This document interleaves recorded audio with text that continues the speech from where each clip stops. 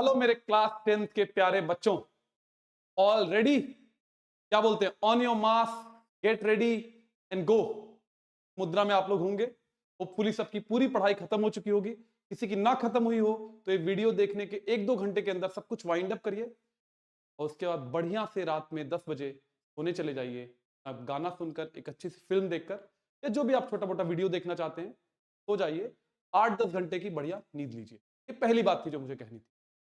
इसके अलावा examination hall को लेकर 2-3 बातें छोटी छोटी मैं अगले 5-7 मिनट में करूंगा, क्योंकि आपका टाइम बहुत प्रेशियस है।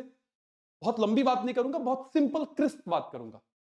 पेपर में बच्चों एक बात का ध्यान रखना, एमसीक्यूज करते वक्त नंबर अपने देकर मत आना।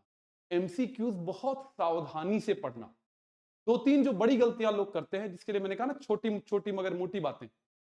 एमसीक्यूज में पढ़ना कि क्या ये लिखा हुआ है, नॉट करेक्ट, नॉट करेक्ट या करेक्ट पर जरूर ध्यान देना। दूसरी बात, सारे ऑप्शंस पढ़ना। कई बार आप क्वेश्चन पढ़ते हो, पहला ऑप्शन देखते हो, लगता है अरे यही वाला सही था। नहीं, चारों ऑप्शंस पढ़ो, सकता है तीसरा या चौथा उससे ज्यादा बेहतर करेक्ट हो। तो ये 2 बातें एमसीक्यूज में ध्यान रखना। Read all the options very very carefully, one. Secondly, not correct या करेक्ट पूछ रहा है वो जरूर ध्यान देना, उसी में लोग गड़बड़ी कर देते हैं। तीसरी बात, 3-4 ऑप्शन हो और बोले 1 and 3 are correct, 1, 3 and 4 are correct, 2, 3 and 4 are correct, तो आपको ढंग से पता होना चाहिए। ऐसे भी सवाल बनते हैं। किसी क्वेश्चन में फिगर दिया हो, एमसीक्यूज में खासतौर से या केस स्टडी में, फिगर को ध्यान से देखना। क्वेश्चंस यूं ही नहीं दिए गए हैं, उसका पर्पस है आपको आपकी एक्यूरेसी को। सिर्फ कई लोग सोचते हैं नॉलेज नहीं, एक्यूरेसी, आप जो इंफॉर्मेशन का यूज कर सकते हो कि नहीं, वो एक बहुत इंपॉर्टेंट स्किल होती है एग्जाम देते वक्त, उसका ध्यान रखो। दूसरी और ज्यादा इंपॉर्टेंट बात, आप कितनी भी तैयारी कर लो, आपने कितने भी सैंपल पेपर्स लगा लिए हो, एग्जाम में 1 या 2 सवाल ऐसे जरूर आएंगे बच्चों जो आपको लगेगा अरे ये तो मैंने पढ़ा ही नहीं था, अरे ये तो मैंने देखा ही नहीं था। एकदम से नई टाइप की 1-2 सवाल जरूर आएंगे।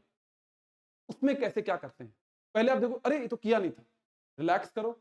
हो सकता है आपको पढ़ते ही समझ में आ जाए कि यार इसमें ये करना है।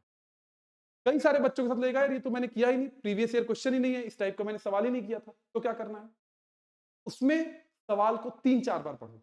3-4 बार पढ़ोगे और केस स्टडी में एक चीज और, मतलब इससे रिलेट करते हुए, पेपर में कोई क्वेश्चन का आंसर कहीं दूसरी जगह इस्तेमाल हो जाए, केस स्टडी में जो इंफॉर्मेशन दी रहती है ना, वो कहीं डेफिनेशन के तौर पर पूछ ली जाएगी, तो थोड़ा स्मार्टनेस दिखाना, उसका इस्तेमाल करना, देखना कैसे उसका इस्तेमाल करना है। दूसरी बात, नहीं अगर ये जो मतलब ये जो टेढ़ा क्वेश्चन आ गया है, फंसाने वाला सवाल आ गया है 2-3 मार्क्स का, 3 मार्कर भी यूजुअली आएगा, तो 3-4 बार सवाल पढ़ा, फिर भी नहीं क्लिक कर रहा है, यह आइडेंटिफाई करो किस चैप्टर का। मान लो आपका हेरिडिटी एंड इवोल्यूशन का वो है, उसमें कहीं ना कहीं मेंडल का प्रिंसिपल रहेगा, कोई ना कोई इनहेरिटेंस के नियम के बारे में उसमें बात हो रही होगी। या मान लो आपको लगा इलेक्ट्रिसिटी का है, joules law of heating, power related है, तो जूल्स लॉ ऑफ हीटिंग से कोई ना कोई रिलेशन होगा उसका। मैग्नेटिज्म है, तो left hand right hand rule से कहीं ना कहीं उसका डायरेक्ट रिलेशन होगा। लाइफ प्रोसेसेस से है, जो आपने प्रोसेसेस पढ़े हैं कहीं ना कहीं, और आपको एकदम ही नहीं समझ में आ रहा है, just identify the chapter and what is the most important concept. उसमें जो सबसे इंपॉर्टेंट कंसेप्ट है, जो आप शब्द जोड़ पा रहे हो, जेनेटिक्स या जो भी आप शब्द जोड़ पा रहे हो, हीटिंग, मैग्नेटिज्म, जो नियम आपको पता है आप वो लिख कर आओ। एग्जामिनर का उन क्वेश्चंस को देने का पर्पस होता है आपको ये देखना आप उन चीजों के बारे में आपकी जानकारी है कि नहीं, आप उसको वो दे दो, आपको नंबर।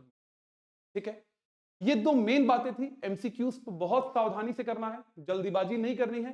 पेपर में टाइम इनफ होगा, टाइम की किसी को कमी नहीं होती, किल्लत नहीं पड़ती साइंस में, तो टाइम का यूटिलाइजेशन करना, 1.5 घंटे में खत्म करके कुछ नहीं होगा। Take your time, use your time. कम लिखना, सारे क्वेश्चंस बिकॉज से शुरू करना, ऐसा मतलब लंबी लंबी लाइन लिखने की जरूरत नहीं, बिकॉज से शुरू करना। न्यूमेरिकल्स में रिलैक्स होकर लंबी लंबी कैलकुलेशन में मत लगना, वैल्यूज बहुत सिमेट्रिकल आएंगे जो सॉल्व हो सके।